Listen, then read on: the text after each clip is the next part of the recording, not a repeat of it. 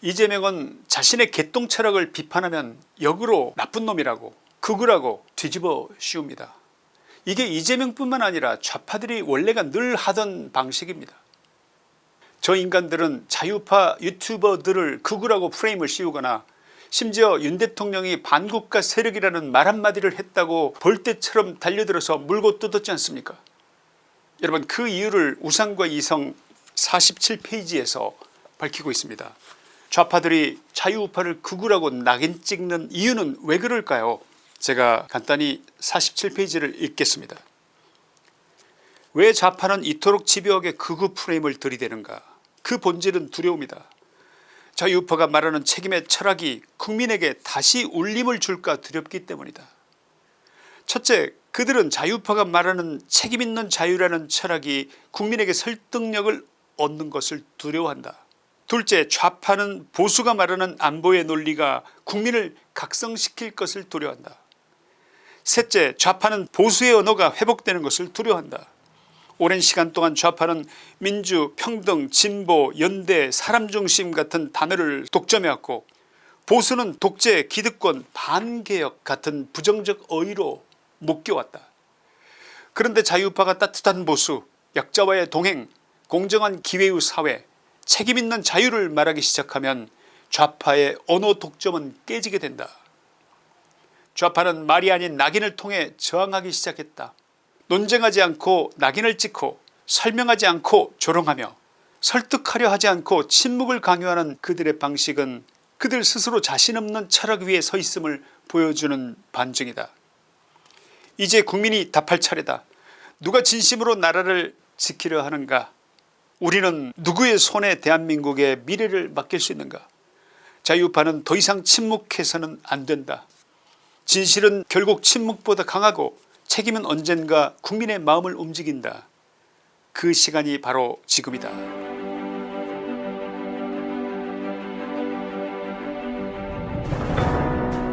이재명의 대척점에 김문수 후보가 있습니다.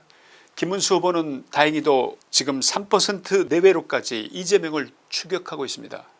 조만간 골든크로스가 이루어질 것으로 판단됩니다.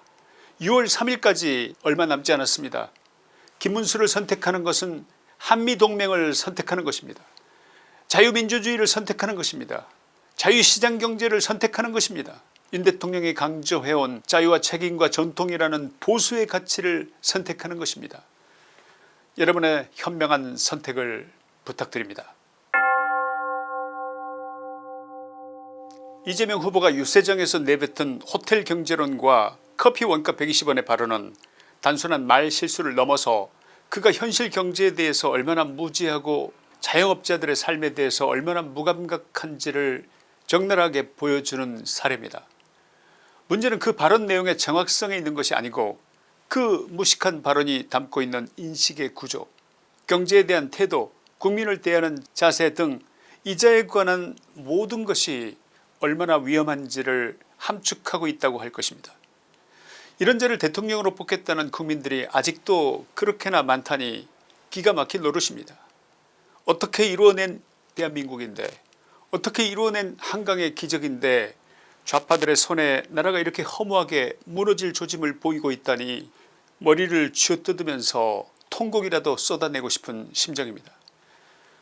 예를 들어서 이재명이 주장하는 호텔 경제론이라는 것은 그야말로 경악할 수준입니다. 이자가 이런 말을 했습니다. 한 여행객이 호텔에 예약금 10만원을 냈다가 취소하면 그 10만원이 호텔, 치킨집, 문구점 등을 돌다가 다시 호텔로 되돌아오게 되는 것이니까 경제는 그렇게 돌아서 활성화된다는 궤변을 늘어놨습니다. 얼핏 듣기에는 그럴싸해 보일지 모르지만 잘 들어보면 이런 코미디가 없습니다. 돈을 주고받다가 결국 돈이 되돌아와서 환불이 된다는 것인데 실제 경제에 새로 유입된 돈은 없는 셈인 것입니다. 경기 부양 효과는 실제로 0입니다. 무슨 긴 설명이 필요합니까? 이것이 무슨 경제론식이나 될 만한 얘기입니까? 이재명은 자신의 호텔 경제론이 코너에 몰리자 이러한 비판을 곡해이고 허위사실이라고 역공을 하면서 심지어는 그 허구성을 지적한 경제학자들까지도 허위사실을 퍼뜨리면 나쁜 행위라면서 범죄 행위라면서 나쁜 사람으로 매도합니다.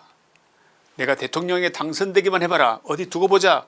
이자의 말과 눈빛을 보면 이런 섬찟한 의미가 담긴 것처럼 들리기도 합니다. 경제 현실을 지적한 이들에게 던진 그의 비난과 비아냥은 국민과 소통하려는 정치인의 자세라기보다 반론을 감정으로 찍어 누르려는 권위주의적 태도라서 그래서 드리는 말씀인 것입니다. 과연 이런 인물이 경제정책을 이끈다면 대한민국의 재정과 시장은 어찌 되겠습니까? 경제는 실제로 소비와 투자가 이루어질 때, 그랬을 때만 비로소 성장하는 법이지 돈을 줬다 뺏어도 성장한다는 말은 누가 보더라도 이것은 일종의 사기입니다. KDI의 분석에 따르면 정부가 지급한 재난지원금조차도 예를 들어서 100원을 뿌려도 28원 남짓의 소비효과밖에 나지 않는다고 합니다. 즉 사람들에게 기본소득을 주더라도 받은 돈을 전부 쓰지 않더라는 겁니다.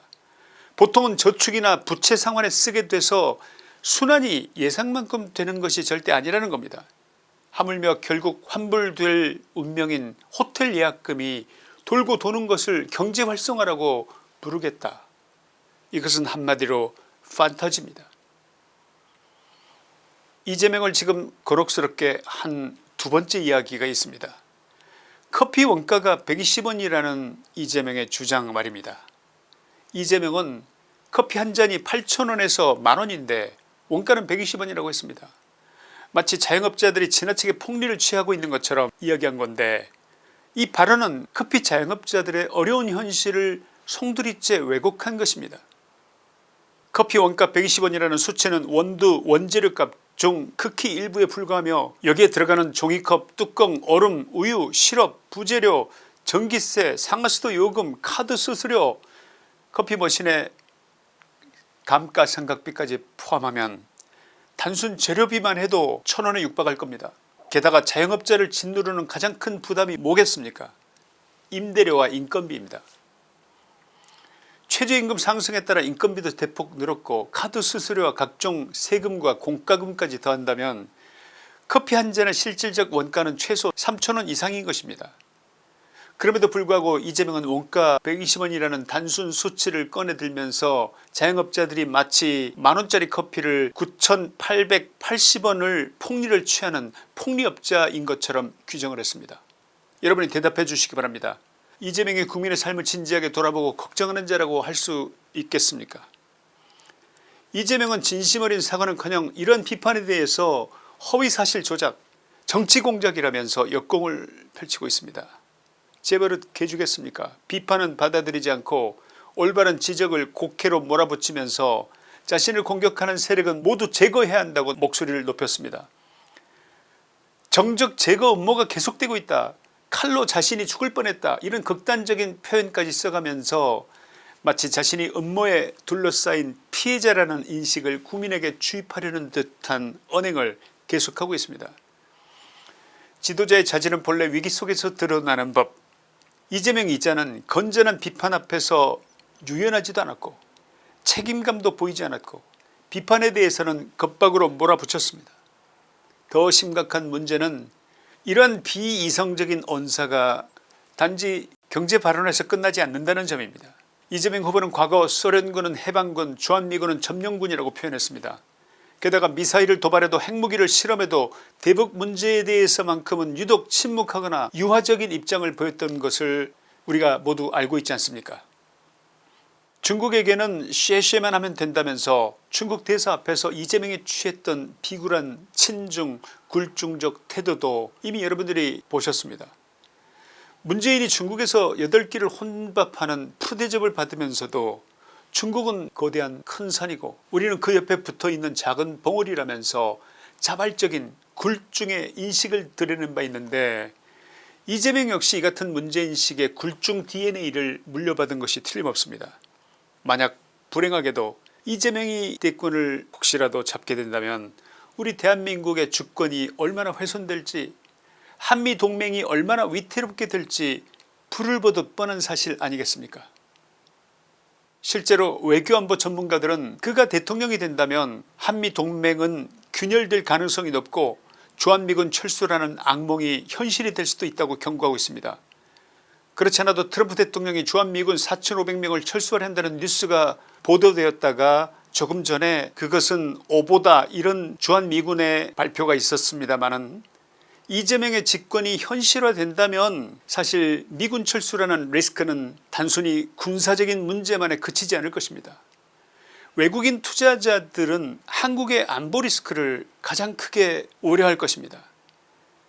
한미동맹이 만약 흔들리게 된다면 곧바로 외국의 투자 자본이 빠져나가고 금융시장은 불안정해지고 글로벌 공급망에서 한국의 신뢰도도 추락하게 됩니다. 그야말로 경제와 안보가 동시에 무너질 수 있는 위기가 오는 것입니다. 대한민국은 지옥이 될 겁니다. 홍콩을 빠져나가는 사람들이 그렇게 많았듯이 대한민국을 빠져나가려는 사람들이 줄을 잇게 될지도 모릅니다. 이것은 단순한 우려 수준이 아니고 충분히 현실화될 수 있는 일이라고 감히 말씀드립니다. 이러한 국제정세의 흐름 속에서 이재명 후보의 호텔 경제론과 커피 120원이라는 발언은 단지 경제적 무지를 넘어선 무식과 준비 없음과 주먹구구식 국가 경영으로 나라를 말아먹을 수 있을 것 같은 모든 위기의 상징이라고 할 것입니다. 이재명의 호텔 경제론이나 120원 커피 원가 운운은 국민을 가르치려 드는 오만이며 생계의 현장을 조롱하는 독설입니다. 지도자의 말은 곧 정책이고 정책은 곧 국민의 삶입니다. 이재명이 말한 단어 하나하나에 담긴 인식이 대한민국의 현실이 되었을 때 우리는 과연 그 엄청난 재앙을 감당할 준비가 되어 있는가. 아직도 이재명을 지지하는 국민 여러분들은 정말 가슴에 손을 얹고 한번 생각해 보시라고 말씀드리고 싶습니다. 이재명을 찍었던 손을 자르고 싶을 때가 반드시 올 수밖에 없다는 예언 같은 말씀을 드리고 싶습니다. 지금 대한민국은 중대한 갈림길에 서 있습니다. 굳건한 한미동맹, 무책임과 자유의 말살과 삼권 분립마저 무너뜨리는 중국식 전체주의의 길로 나갈 것인가. 우리는 선택해야 합니다. 이재명의 이번 언행은 단지 실언으로 치부하기에는 너무나도 깊은 악몽을 내포하고 있다는 점을 우리 모두는 깨달아야 한다고 생각합니다. 이번에 만약 정권이 바뀌면 미군은 4,500명이 아니라 장기적으로 완전한 철수를 선택할 가능성도 없지 않다고 봅니다.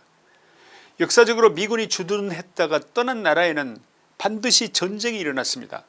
우리는 선택해야 합니다. 전쟁이냐 평화냐, 중국이냐 미국이냐, 전체주의냐 자유민주주의냐, 우리 아들 딸들에게 손주들에게 어떤 나라를 물려줄 것이냐 선택해야 합니다. 이재명의 대척점에 김문수 후보가 있습니다. 김문수 후보는 다행히도 지금 3% 내외로까지 이재명을 추격하고 있습니다. 조만간 골든크로스가 이루어질 것으로 판단됩니다. 6월 3일까지 얼마 남지 않았습니다. 김문수를 선택하는 것은 한미동맹을 선택하는 것입니다. 자유민주주의를 선택하는 것입니다. 자유시장경제를 선택하는 것입니다. 윤 대통령이 강조해온 자유와 책임과 전통이라는 보수의 가치를 선택하는 것입니다. 여러분의 현명한 선택을 부탁드립니다. 김천의 시사이다였습니다. 감사합니다.